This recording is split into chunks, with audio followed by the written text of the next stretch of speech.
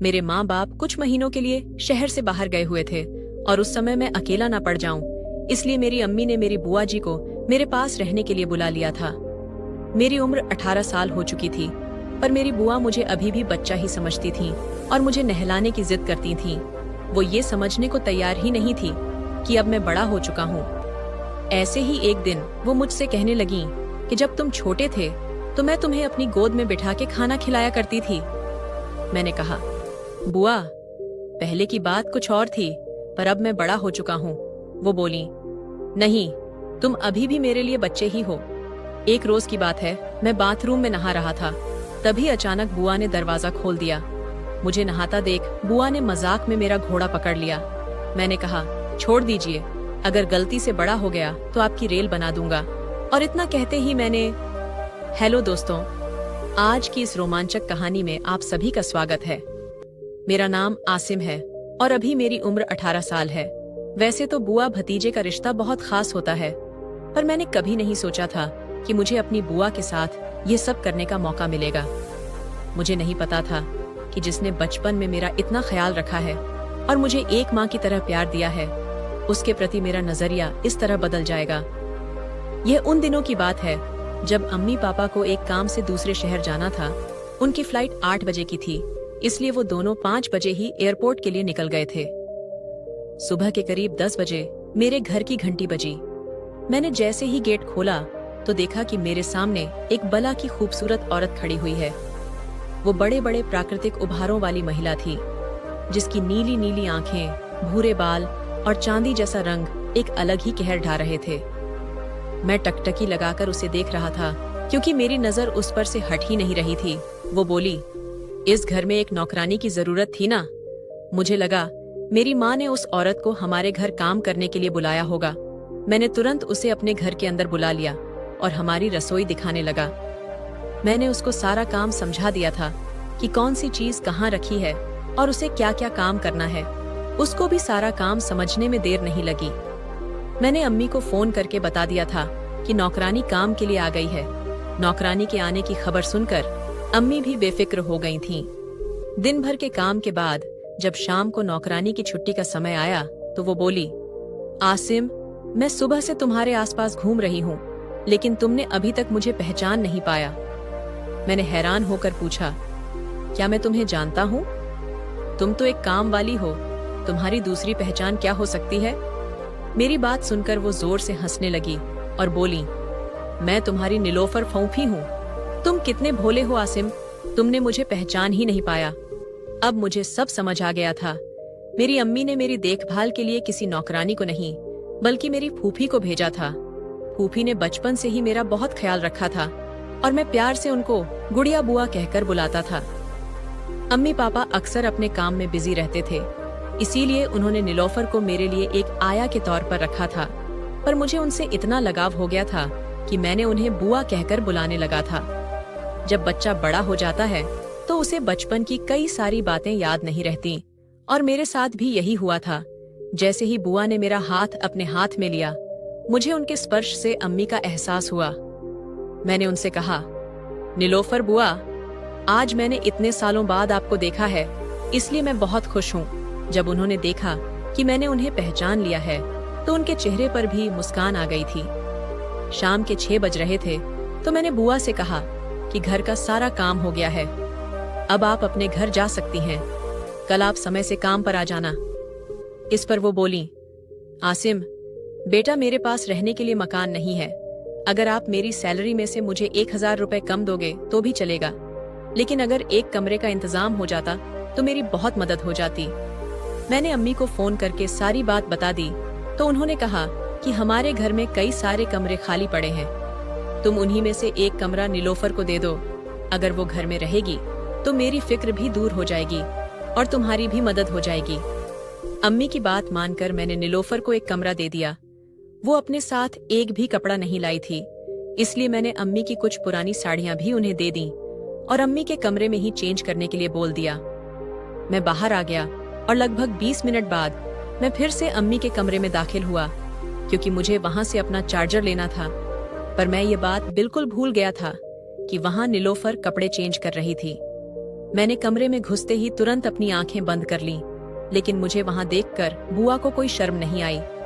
वो मुझसे बोली, आओ असीम बेटा, यहाँ आकर बैठो और मुझे बताओ कि तुम्हारी अम्मी की ये वाली साड़ी मुझ पर कैसी लग रही है। बुआ की उम्र लगभग 35 साल हो गई थी, लेकिन उनका शरीर अभी भी किसी 25 साल की लड़की की तरह ही था। कुछ देर में वो मेरी अम्मी की एक ब्लैक कलर की साड़ी पहनकर बाहर आ गईं। उस पुरानी साड़ी में भी नीलोफर बुआ बेहद खूबसूरत लग रही थीं। ऐसे ही कुछ दिन बीत गए और उन्हें काम पर आए 15 दिन हो चुके थे। एक दिन उन्होंने कहा, आसिम बेटा, आज मैं तुम्हें नहलाऊंगी जैसे मैं तुम्हें बचपन में नहलाया करती थी। मेरे बार बार मना करने के बावजूद भी वो जिद पकड़ के बैठी हुई थी। मैंने कहा, नहीं बुआ, फिर कभी देखते हैं। अभी आप बस खाने पीने पर ध्यान दो, क्योंकि मुझे बहुत भूख लग रही है। इतना कहकर मैंने अपना तौलिया उठाया और बाथरूम में नहाने चला गया। जब मैं नहाकर बाहर आया तो मैंने देखा कि नीलोफर बुआ मेरे कमरे में उदास होकर बैठी हैं। वो बोली, तुमने आज मेरे हाथों से नहीं नहाया, लेकिन कोई बात नहीं, अब मैं तुम्हारे गीले बालों को पोंछना चाहती हूँ। मैं उनके सामने अपना सिर झुकाकर खड़ा हो गया और अपना तौलिया उनको पकड़ा दिया। मैं वहीं बैठ गया और वो मेरे बालों को धीरे धीरे सहलाने लगीं। कुछ ही दिनों में नीलोफर बुआ हमारे घर में ऐसे रहने लग गई थीं, जैसे कि यह उनका खुद का घर हो। एक शाम मैं अपने दोस्तों के साथ बाहर घूमने जा रहा था। तभी बुआ ने मुझसे पूछा, तुम इतनी रात को कहाँ जा रहे हो? मैंने उनसे कहा, कुछ नहीं बुआ, बस एक पार्टी में जा रहा हूँ, आधी रात तक वापस आ जाऊंगा। इस पर वो बोली, तुम मुझे इस घर का सदस्य कहते हो, लेकिन मुझे अकेले छोड़कर बाहर जा रहे हो। कभी कभी बेचारी अपनी बुआ को भी बाहर घुमाने ले जाया करो। मैंने उनसे कहा, मैं आपको बाहर ले जाने के लिए तैयार हूँ, पर शर्त ये है कि आप इस तरह बाहर नहीं जा सकती। अगर आपको मेरे साथ चलना है तो आपको किसी लड़की की तरह तैयार होना होगा। फिर मैंने उन्हें अपनी अम्मी के कमरे से एक अच्छी सी साड़ी निकाल कर दे दी और उन्हें तैयार होने के लिए बोल दिया। जब वो तैयार होकर अम्मी के कमरे से बाहर आईं, तो उन्हें देखकर मेरी आंखों में चमक आ गई थी, क्योंकि बुआ किसी हसीन परी की तरह लग रही थीं। उन्हें देखकर लग ही नहीं रहा था कि वो एक अधेड़ उम्र की औरत है। उनकी खूबसूरती मुझे उनकी तरफ खींच रही थी। उन्होंने एक मॉडल की तरह साड़ी पहन रखी थी और बहुत ही सुंदर मेकअप किया हुआ था। आज मैंने पहली बार ऐसी औरत देखी थी जो एक साधारण सी साड़ी में भी कहर डा रही थी। उस साड़ी में उनका शरीर भी बेहद नाजुक और लचीला लग रहा था। बुआ ने जैसे ही अपना पहला कदम मेरी तरफ बढ़ाया, उनकी हील्स साड़ी में फंस गई और अचानक वो मेरे ऊपर आ गिरी। अब उनके जिस्म की महक मेरे दिल और दिमाग पर चढ़ चुकी थी। मैंने पहली बार उनको बुआ की नजर से नहीं, बल्कि किसी और नजर से देखा था। मैं उनके लिए एक अलग फीलिंग महसूस करने लगा था, और शायद वो भी ये समझ गई थीं, इसलिए वो मेरे ऊपर से उठी नहीं, बल्कि उन्होंने मुझे और कस के दबोच लिया। मेरी हालत बिगड़ने लगी थी और मेरा खुद पर काबू करना मुश्किल हो रहा था। इससे पहले कि हमारे बीच में कुछ होता, मैंने अचानक बुआ को अपने ऊपर से हटा दिया। मैंने उनसे कहा, आज आप बहुत ही सुंदर लग रही हैं और आपने जो मेकअप किया है उससे आप किसी मॉडल की तरह लग रही हैं, लेकिन कृपा करके आप अपनी हील्स उतार दीजिए। मेरी बात सुनकर वो हंसने लगीं। कुछ देर बाद हम दोनों अपनी कार में बैठकर पार्टी के लिए निकल गए। कार में भी मेरी नजर बुआ पर ही थी, क्योंकि वो हद से ज्यादा सुंदर लग रही थी। पार्टी में मेरे सभी दोस्तों को ऐसा लग रहा था कि वो मेरी गर्लफ्रेंड है, और बुआ ने भी उन लोगों के इस भ्रम को दूर नहीं किया, बल्कि बढ़ावा ही देती रहीं। उन्होंने सबसे कह दिया था कि मैं आसिम की बहुत अच्छी दोस्त हूँ। जब हम पार्टी से निकले तो मैंने उनसे पूछा कि आपने ऐसा क्यों किया? आपने सबको सच क्यों नहीं बताया कि आप मेरी बुआ हो? वो बोली, मुझे बहुत मजा आ रहा था, क्योंकि उस समय तुम्हारा चेहरा देखने लायक था, जब तुम्हारे सभी दोस्तों को लग रहा था कि मैं तुम्हारी गर्लफ्रेंड हूँ। अगर तुम्हें मेरा मजाक पसंद नहीं आया तो मुझे माफ कर दो। जैसे ही बुआ ने मुझसे माफी मांगी तो मैंने उनसे कहा, आपको माफी मांगने की कोई जरूरत नहीं है। आपने जो भी किया वो इतना भी बुरा नहीं था। मेरी बात सुनकर उन्होंने कहा, अब तो तुम्हारे दोस्तों को भी लगने लग गया है कि मैं तुम्हारी गर्लफ्रेंड हूँ, तो क्या अब हम दोस्त बन सकते हैं? मैंने कहा, हाँ क्यों नहीं, तो फिर अब मैं आपको किस नाम से बुलाऊं? वो बोली, तुम मुझे नूर कहकर बुला सकते हो। मैंने कहा, तो चलिए नूर, अब हम घर चलते हैं। मेरे मुंह से अपना नाम सुनकर वो किसी नई नवेली दुल्हन की तरह शर्मा रही थी। फिर हम बातें करते करते अपने घर पहुंच गए। हम दोनों बहुत थक गए थे, इसलिए घर पहुंचते ही हम अपने अपने कमरे में आ गए। अगले दिन मुझे कॉलेज जाना था, पर मुझे समझ नहीं आ रहा था कि मैं कौन सी शर्ट पहनकर जाऊं। तभी नूर कमरे में दाखिल हुई और मेरी मदद करने लगी। वो बोली, जब तुम्हारी नूर घर पर है तो तुम्हें परेशान होने की क्या जरूरत है? तुम क्या चाहते हो और क्या नहीं चाहते हो, ये देखना मेरी जिम्मेदारी है। ये सब तुम मुझसे भी पूछ सकते हो, क्योंकि मेरी पसंद इतनी भी बुरी नहीं है। फिर नूर ने मुझे अपनी पसंद की एक शर्ट निकाल कर दे दी। उस रात नूर मेरे कमरे में आई और मुझसे बोली, तुम बहुत थक गए हो ना, आओ आज मैं तुम्हारे सिर में गर्म तेल की छम्पी कर देती हूँ। उसका हाथ जैसे ही मेरे बालों में घूमने लगा, मेरे रोंगटे खड़े हो गए। फिर धीरे धीरे उसका हाथ मेरे बालों से मेरी पीठ पर चला गया। उस मालिश से मुझे इतना आराम मिल रहा था कि मैं कब सो गया मुझे पता ही नहीं चला। सुबह जब मैं सोकर उठा तो मैंने देखा कि नूर मेरे पैरों के पास ही सो रही है।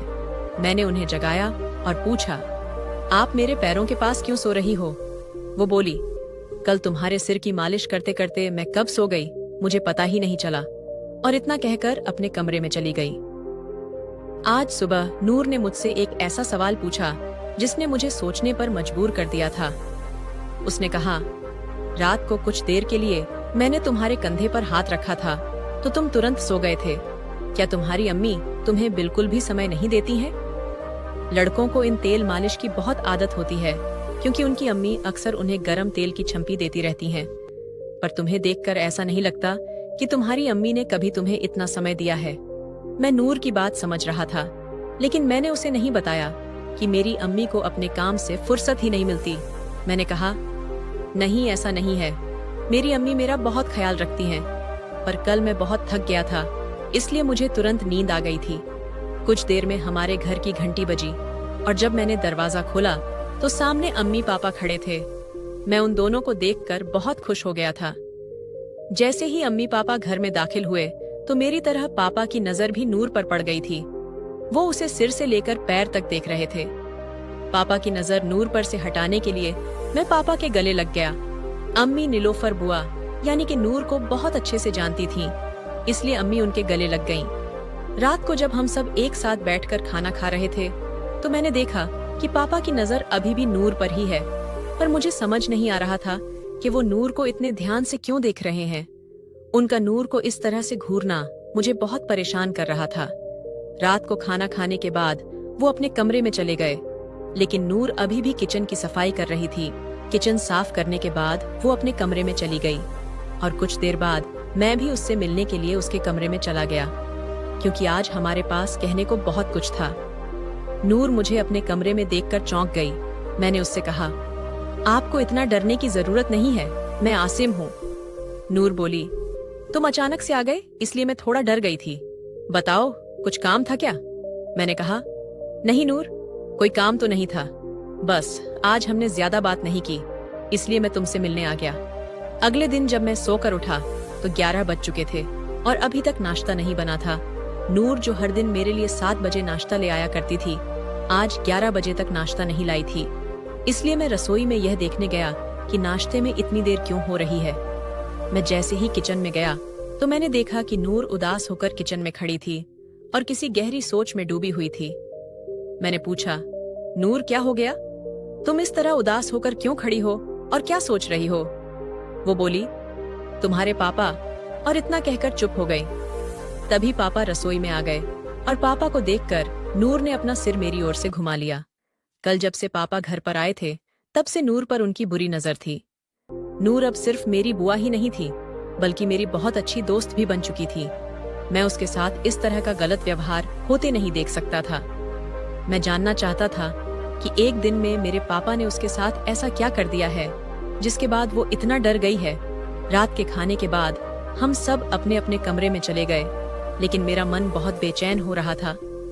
मैंने सोचा कि मुझे एक बार नूर को देख लेना चाहिए, इसलिए मैं अपने कमरे से निकलकर सीधा नूर के कमरे में आ गया। जब मैं नूर के कमरे में पहुंचा तो मैंने देखा कि मेरे पापा उसके कमरे में थे और वो नोटों की गड्डी नूर को दे रहे थे। मैं यह देखकर हैरान हो गया था कि आधी रात को मेरे पापा नूर को इतने सारे पैसे क्यों दे रहे हैं। कहीं उन्होंने उसके साथ कुछ गलत तो नहीं कर दिया है। मैं नूर के कमरे में ही छुपकर ये सब देख रहा था। तभी नूर बोली, जब तक मैं आसिम से नहीं मिलूंगी मैं इस घर से नहीं जाऊंगी। उसकी बातों से ऐसा लग रहा था जैसे वो मुझसे प्यार करने लगी है। इसलिए मैं समय न बर्बाद करते हुए पापा के सामने खड़ा हो गया। मैंने पापा से पूछा, आप नूर के साथ क्या कर रहे हैं? जब मैंने पापा से सवाल किया तो अम्मी भी कमरे में आ गईं, और जब उन्होंने मुझे देखा तो उनके चेहरे पर 12 बज गए थे। मेरे पापा मुझसे बोले, आसिम तुम अपने कमरे में जाओ। मैंने उनसे कहा, नहीं, अब मैं कोई बच्चा नहीं हूँ और मैं भी जानना चाहता हूँ कि यहाँ क्या हो रहा है और आपने नूर के साथ क्या किया है। तभी नूर मेरे पास आई और मेरे गले लगकर रोने लगी। वो बोली, इस घर में तुम ही हो आसिम जो मुझे समझते हो। जब से मैं इस घर में आई हूँ मैं तुम्हें इन लोगों की सच्चाई बताना चाहती हूँ, लेकिन मैं कुछ सोचकर चुप हो जाती थी। इतना कहकर वो फिर से मेरे गले लगकर रोने लगी और मैंने भी अम्मी पापा के सामने उसे अपनी बाहों में भर लिया।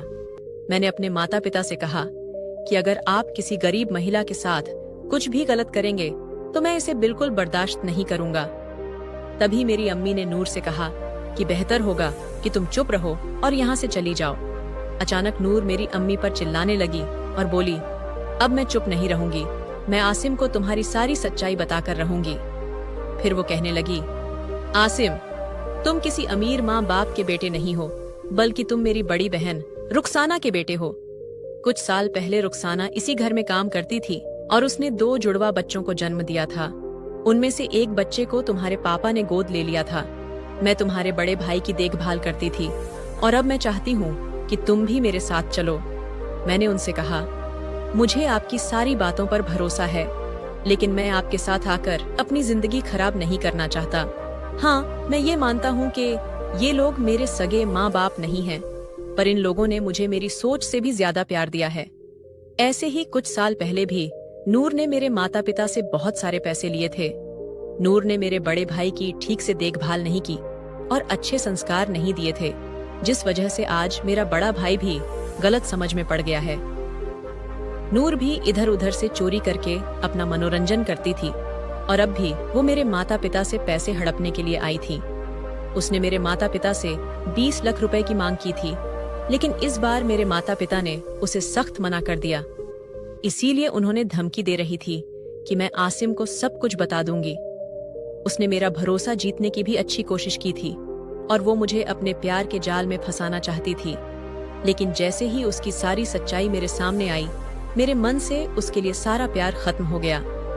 जब मेरे माता पिता ने मुझे गोद लिया था तो उन्होंने नूर को बहुत सारे पैसे दिए थे, लेकिन नूर उन पैसों का ठीक से इस्तेमाल नहीं कर पाई और ना ही मेरे बड़े भाई की अच्छी परवरिश कर पाई। अगर उन्होंने समय रहते उस पैसे और समय की कद्र की होती तो आज मेरा बड़ा भाई भी बेहतर रास्ते पर होता। इसीलिए मेरे माता पिता ने मेरे बड़े भाई को भी गोद ले लिया और उसे भी अपनी औलाद की तरह प्यार करने लगे और बुआ को हमेशा के लिए हमारे घर से निकाल दिया। कमेंट करके जरूर बताइएगा कि आपको ये कहानी कैसी लगी। आगे ही ऐसी रोमांचक कहानियों के लिए मेरे चैनल को सब्सक्राइब कर लें और बेल आइकन दबाना ना